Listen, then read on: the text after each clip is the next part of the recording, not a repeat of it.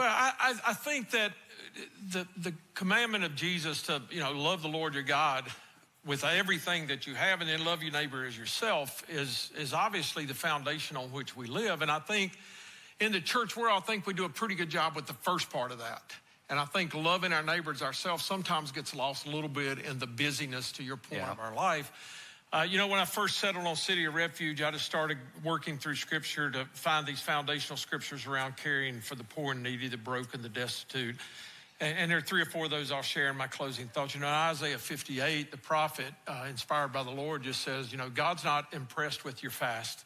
He's not impressed with the fact that we show up on Sunday morning. He's not impressed with the fact that we do A, B, and C that's been told us to do. He said, here's the true fast that I've required, key word of you, that you break the yoke of bondage in the lives of those around you, that you divide your bread with the hungry, and that you take into your house the homeless poor. And he says, when you do these things, then your healing will quickly come, and your light will rise as a noonday sun, and you will be as a well-watered garden. I jump over to Micah chapter 6, verse 8, where again the prophet says, this is what the Lord has required of you, that you do justice, love kindness, and walk humbly before the Lord your God. And for me, doing justice is simply taking what's wrong and making it right. It's wrong for people to be homeless. It's wrong for children to be trafficked. It's wrong for inmates being released to have nowhere to live, right? So we want to make that right. In Matthew 25, Jesus says, oh yeah, by the way, at the end of time, if you're a sheep, you'll be on my right hand and hang out with me forever. And if you're a goat, you'll be on my left hand and you won.